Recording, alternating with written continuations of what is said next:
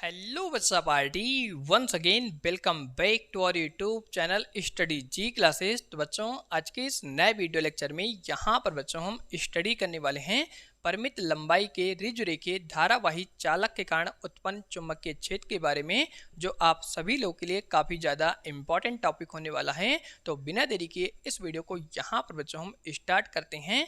अगर आप सभी लोग को आज की वीडियो पसंद आती है तो वीडियो को लाइक और चैनल को सब्सक्राइब जरूर करिएगा।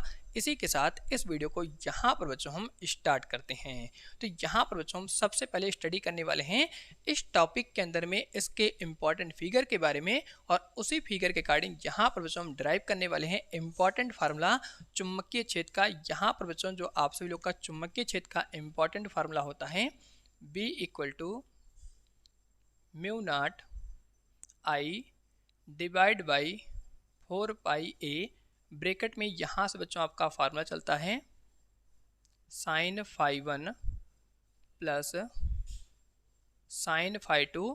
इसी इंपॉर्टेंट फार्मूले को यहाँ पर बच्चों हम बिल्कुल डिफरेंट तरीके से ड्राइव करने वाले हैं।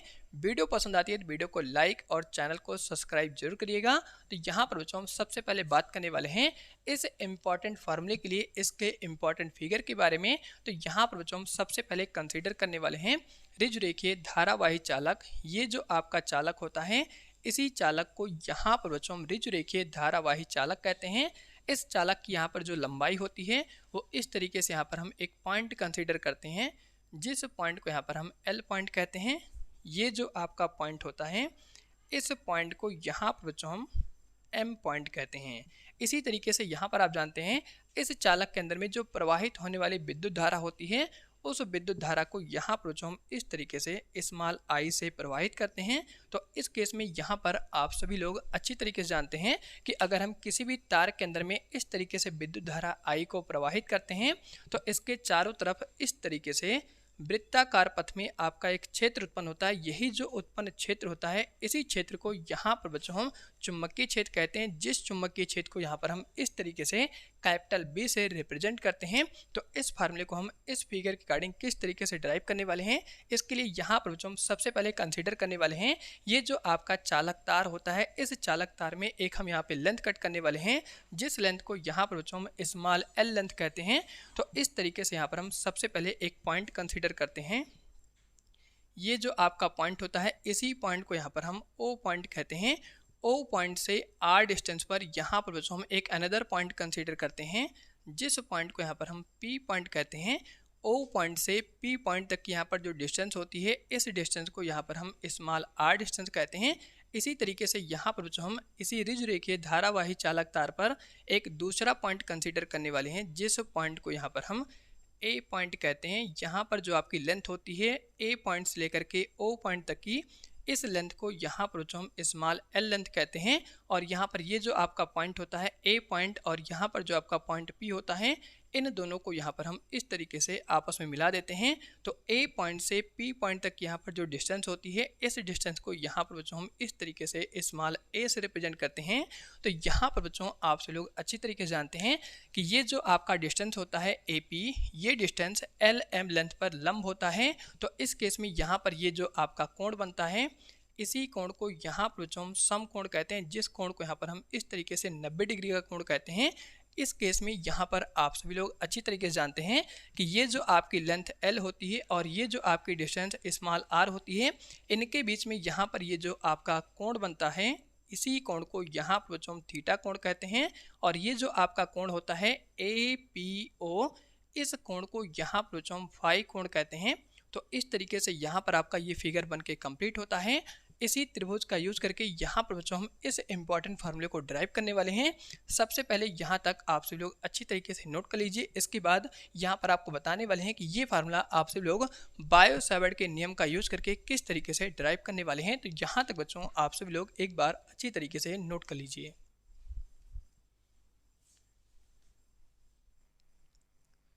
तो यहाँ पर बच्चों आप सभी लोगों ने अच्छी तरीके से इस इम्पॉर्टेंट फिगर के बारे में नोट कर लिया होगा। अब यहाँ पर बच्चों हम बात करने वाले हैं कि इस इम्पॉर्टेंट एक्सप्रेशन को इस इम्पॉर्टेंट फिगर के अकॉर्डिंग यहाँ पर हम किस तरीके से ड्राइव करने वाले हैं।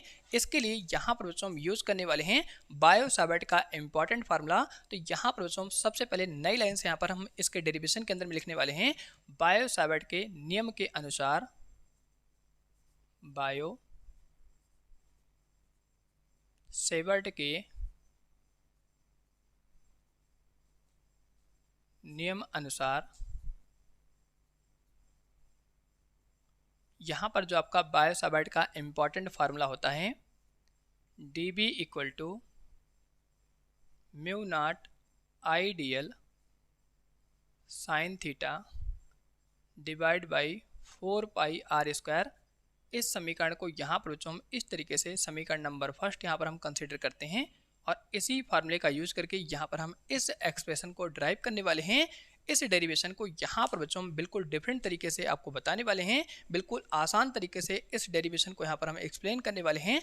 तो यहाँ पर बच्चों आप सभी लोग अच्छी तरीके से जानते हैं कि अगर हम छोटी सी लेंथ dl की वजह से यहाँ पर चुंबकीय क्षेत्र की गणना करते हैं तो छोटा सा आपको चुंबकीय क्षेत्र मिलता है जिसको यहाँ पर हम dB से रिप्रेजेंट करते हैं। अब इस फार्मूले के अंदर में यहाँ पर बच्चों हम सबसे पहले फाइंड करने वाले हैं साइन थीटा की वैल्यू, इसके बाद यहाँ पर हम dl की वैल्यू फाइंड करेंगे और इसके बाद यहाँ पर हम स्मॉल r की वैल्यू फाइंड करेंगे। सभी वैल्यू को उठा करके हम इस फार्मूले के अंदर में पुट कर देंगे तो ये इंपॉर्टेंट रिजल्ट यहाँ पर बच्चों आपको मिल जाता है। इसके लिए यहाँ पर हम सबसे पहले यूज करने वाले हैं इस इंपॉर्टेंट फिगर को। यहाँ पर ये जो आपका ट्रायंगल होता है AOP, इसी ट्रायंगल का यूज करके यहाँ पर हम सबसे पहले साइन थीटा की वैल्यू फाइंड करने वाले हैं।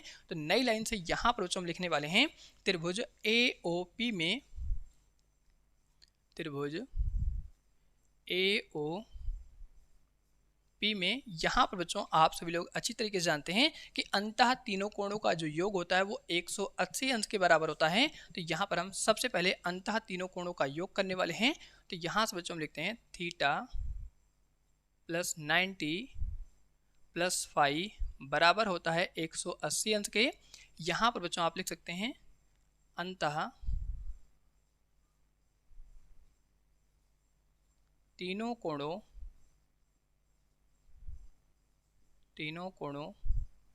के योग नियम से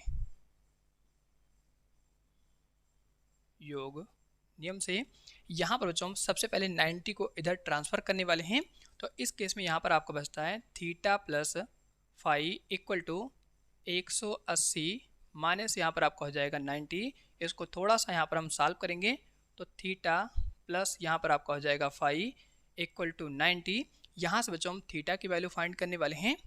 तो थीटा इक्वल टू यहाँ से आपका हो जाएगा 90 माइनस फाई। यहाँ पर बच्चों हमें वैल्यू चाहिए साइन थीटा की, तो इसलिए यहाँ पर बच्चों हम क्या करने वाले हैं, दोनों तरफ साइन से गुणा करने वाले हैं। तो इस तरीके से यहाँ पर हम इसको ब्रैकेट में कर लेते हैं और नई लाइन से यहाँ पर हम लिखने वाले हैं दोनों पक्षों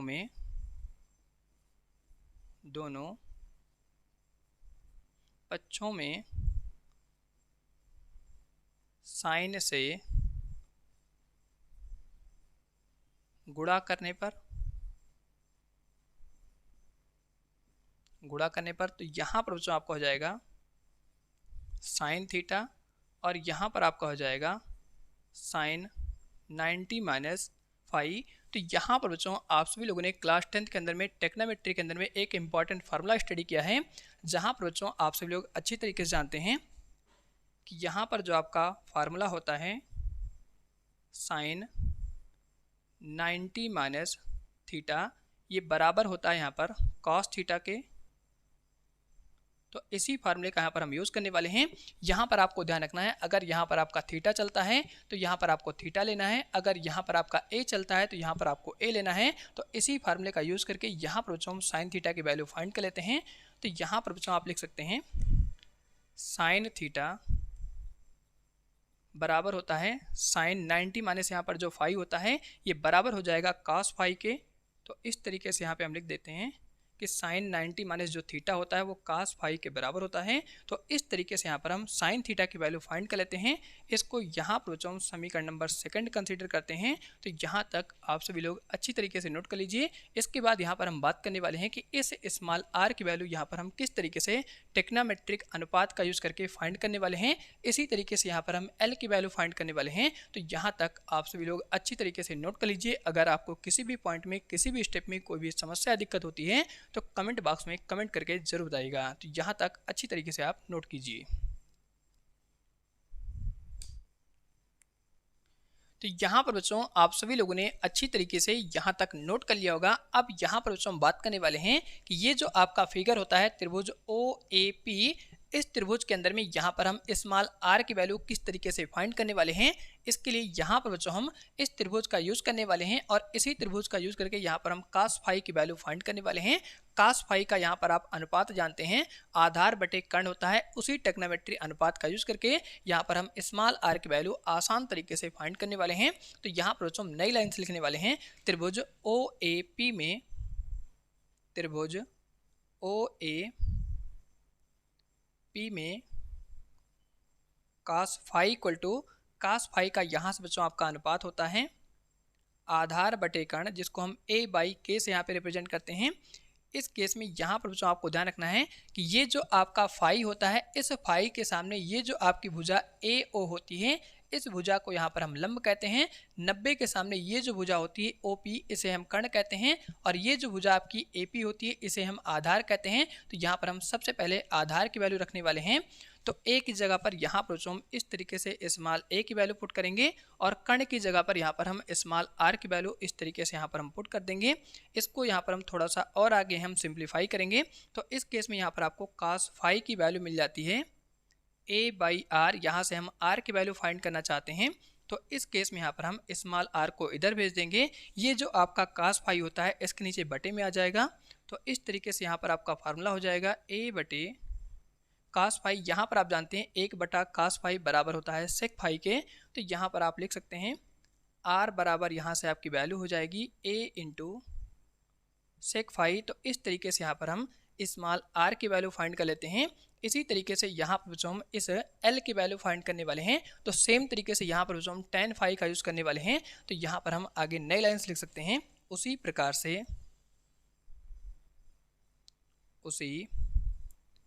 प्रकार से इसके आगे का जो कंसेप्ट होता है इधर साइड यहाँ पर बच्चों हम लिखने वाले हैं। तो यहाँ पर हम लिखेंगे tan फाई का अनुपात होता है लंब बटे आधार। तो यहाँ पर बच्चों आप सभी लोग अच्छी तरीके से जानते हैं लंब की यहाँ पर जो वैल्यू होने वाली है वो फाई के सामने जो आपको वैल्यू दिख रही है L, इसी वैल्यू को यहाँ पर हम लंब कहते हैं। आधार की वैल्यू यहाँ से बच्चों आपको मिलती है A। तो इस तरीके से यहाँ पर आप आधार की वैल्यू A लिख लेते हैं। अब यहाँ पर बच्चों आप सभी लोग अच्छी तरीके से जानते हैं कि यहाँ पर हम इस स्मॉल l की वैल्यू फाइंड करने वाले हैं और इसी स्मॉल l की वजह से यहाँ पर हम dl की वैल्यू फाइंड करेंगे। तो इसके लिए यहाँ पर हम डिफरेंशिएट करने वाले हैं। तो यहाँ पर बच्चों हम इसको इधर साइड मल्टीप्लाई कर लेते हैं। तो यहाँ पर आपको l की वैल्यू मिल जाती है L equal to A into tan phi. अब यहाँ पर बच्चों हम क्या करने वाले हैं, इस फार्मूले के अकॉर्डिंग यहाँ पर हम dl की वैल्यू फाइंड करने वाले हैं। तो इस केस में यहाँ पर बच्चों हम क्या करते हैं, दोनों साइड फाई के रेस्पेक्ट में डिफरेंशिएट कर देते हैं। तो यहाँ पर बच्चों हम नई लाइन लिखने वाले हैं, दोनों पक्षों में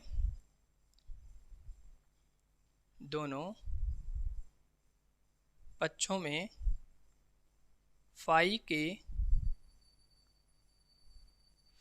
के सापेक्ष अवकलन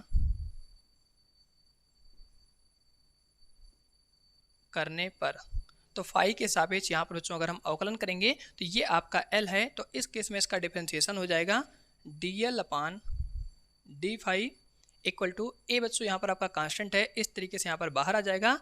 tan फाई का डिफरेंशिएशन यहाँ से बच्चों आपका चलता है सेक स्क्वायर फाई होता है। इस तरीके से यहाँ पर बच्चों क्या करते हैं, इस पूरे का डिफरेंशिएशन कर लेते हैं। यहाँ से हम dl की वैल्यू फाइंड करने वाले हैं।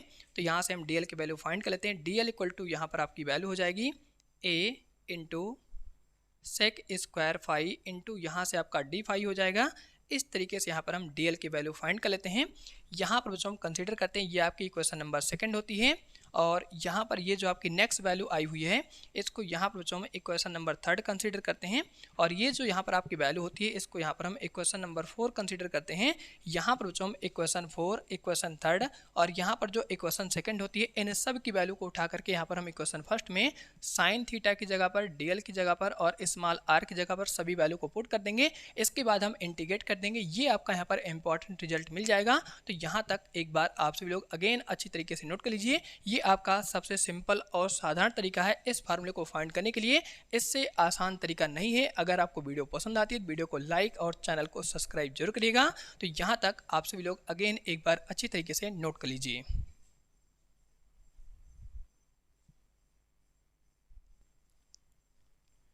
तो यहाँ पर बच्चों आप सभी लोगों ने अच्छी तरीके से नोट कर लिया होगा। अब यहाँ पर बच्चों सबसे पहले इन सभी इंपॉर्टेंट वैल्यूज को एक साइड में लिखने वाले हैं, उसके बाद यहाँ पर हम स्पेस करेंगे और स्पेस करने के बाद इस इंपॉर्टेंट फार्मूले को यहाँ पर हम ड्राइव करने वाले हैं। तो यहाँ पर बच्चों सबसे पहले इक्वेशन नंबर 2 और इक्वेशन नंबर 3 को यहाँ पर हम साइड में नोट कर लेते हैं।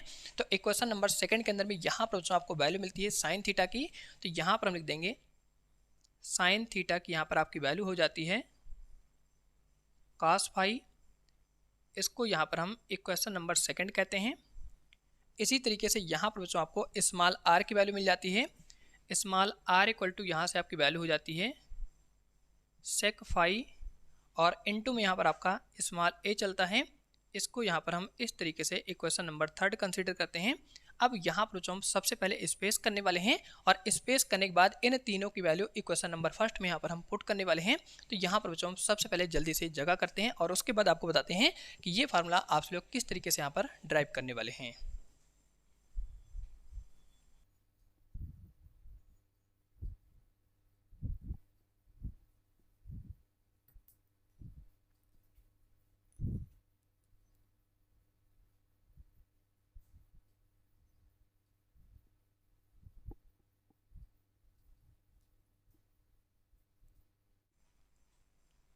तो चलिए बच्चों अब हम इन सभी की यहाँ पर जो वैल्यू होने वाली है इक्वेशन 2, 3 और 4 की वैल्यू उठा करके यहाँ पर हम इक्वेशन 1 में पुट करने वाले हैं। तो यहाँ पर हम नई लाइन से लिखने वाले हैं समीकरण 2, 3 व 4 का मान।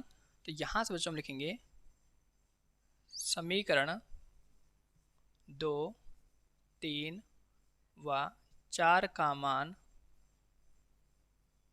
समीकरण 1 में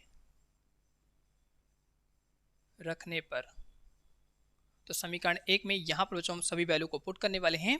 यहाँ से आपका फार्मूला चल रहा है dB equal to mu not I, dl की वैल्यू यहाँ से बच्चों हम पुट करने वाले हैं a sec square phi, a sec square phi into d phi, और यहाँ से बच्चों हम साइन थीटा की वैल्यू पुट करने वाले हैं cos फाई।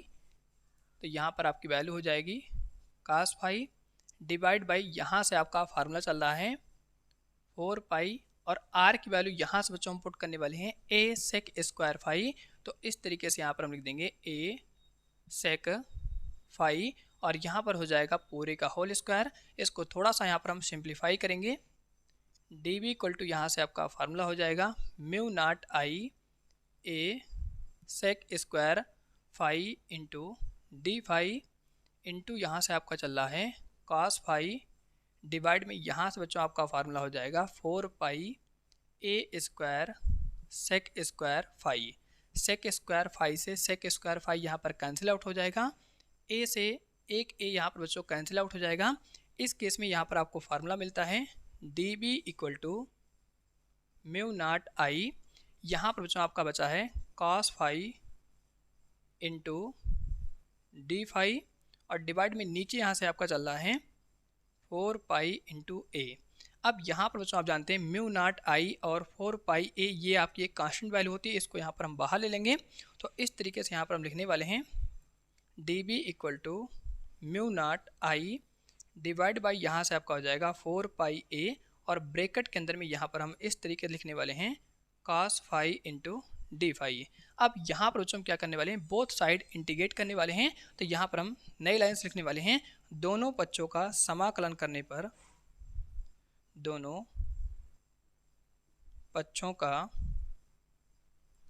समाकलन करने पर तो इस केस में यहाँ पर हम समाकलन का साइन दोनों साइड लेने वाले हैं। तो इस तरीके से यहाँ पर आपका इंटीग्रेशन का साइन आ जाएगा, dB equal to mu not I divide by 4 pi A, ये कांस्टेंट होता है, इंटीग्रेशन से बाहर आ जाएगा। यहाँ पर बच्चों आपका चलेगा cos phi into d phi. अब यहाँ पर बच्चों हम लिमिट लेने वाले हैं। लिमिट किस तरीके से लेना है, इसके लिए यहाँ पर बच्चों हम इस परिमित लंबाई के ऋजुरेखीय धारावाही चालक कारण P पॉइंट पर चुंबकीय क्षेत्र की गणना करने वाले हैं। तो इस लाइन को यहाँ पर बच्चों हम क्या करते हैं, इस तरीके से यहाँ पर ज्वाइन कर देते हैं। एम पी को इस तरीके से ज्वाइन कर देंगे तो यहाँ पर ये जो आपका एंगल बनता है ए पी और पी एम के साथ में, इस एंगल को यहाँ पर बच्चों हम फाई 1 एंगल कहते हैं। इसी तरीके से यहाँ पर हम L और P को ज्वाइन कर देंगे तो इसके साथ में यहाँ पर ये जो आपका एंगल बनने वाला है, इस एंगल को यहाँ पर हम फाई 2 एंगल कहते हैं। तो यहाँ पर आपको ध्यान रखना है कि ए पी एल के साथ में जो आपका एंगल होता है इसे हम फाई 2 एंगल कहते हैं, और ए पी एम के साथ में यहाँ पर जो आपका एंगल होता है इसे हम फाई 1 एंगल कहते हैं।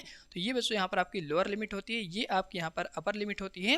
तो यहाँ पर आपको ध्यान रखना है कि ये लिमिट यहाँ पर निगेटिव में होगी, ये लिमिट यहाँ पर पॉजिटिव में होगी, क्योंकि आप सभी लोगों ने चतुर्थांश के बारे में अच्छी तरह से स्टडी किया है कि चतुर्थांश के अगर हम नीचे चलते हैं तो यहाँ पर इधर की सारी वैल्यू निगेटिव होती है, ऊपर की सारी वैल्यू यहाँ पर पॉजिटिव होती है। तो इस केस में यहाँ पर हम फाई 2 को पॉजिटिव लेने वाले हैं, फाई 1 को यहाँ पर हम निगेटिव लेने वाले हैं। तो यहाँ पर बच्चों इसकी लिमिट हो जाएगी फाई 2 माइनस में यहाँ पर आपका हो जाएगा फाई 1। अब यहाँ पर हम पूरे का इंटीग्रेट कर देंगे तो dB का इंटीग्रेशन यहाँ से बच्चों आपका b हो जाएगा, म्यू नॉट इस तरीके से बाहर चलेगा इंटू आई डिवाइड में यहाँ से आपका हो जाएगा 4 पाई ए। कास फाई का इंटीग्रेशन आप सभी लोग यहाँ पर जानते हैं साइन फाई होता है, तो इस तरीके से यहाँ पर हम लिख देंगे साइन फाई। और ये जो आपकी लिमिट होती है इंटीग्रेशन होने के बाद में दूसरी साइड में जाती है, यहाँ पर आपकी लिमिट हो जाएगी फाई 2 माइनस यहाँ से आपका चलेगा फाई 1। दोनों लिमिट को यहाँ पर बच्चों हम इस साइन फाई पर पुट करने वाले हैं। यहाँ से आपका फार्मूला हो जाएगा mu not I divide by 4 pi ए, और यहाँ पर बच्चों हम सबसे पहले अपर लिमिट को रखेंगे तो साइन फाई की जगह पर यहाँ पर हम साइन फाई 2 को रखने वाले हैं। जब हम लिमिट पुट करते हैं तो इनके बीच में माइनस साइन होता है, इस तरीके से हम माइनस लगा देंगे। ब्रैकेट के अंदर में यहाँ पर हम लिखने वाले हैं लोअर लिमिट की वैल्यू यहाँ से आपकी हो जाएगी साइन फाई 1, तो इस तरीके से यहाँ पर लिखेंगे साइन माइनस का आपका हो जाएगा फाई 1, ब्रैकेट यहाँ पर इस तरीके से क्लोज हो जाएगा। यहाँ पर बच्चों आप जानते हैं साइन अपने थीटा के साथ में कभी भी निगेटिव नहीं रखता है, तो माइनस से माइनस का यहाँ पर मल्टीप्लाई हो जाएगा। तो यहाँ पर आपका इंपॉर्टेंट फार्मूला आ जाता है mu naught I divide by 4 pi A, bracket के अंदर में यहाँ से आपका फार्मूला हो जाएगा साइन फाई 2 माइनस माइनस यहाँ पर मल्टीप्लाई हो जाएगा तो प्लस का हो जाएगा साइन फाई 1, इस तरीके से यहाँ पे ब्रैकेट क्लोज हो जाएगा।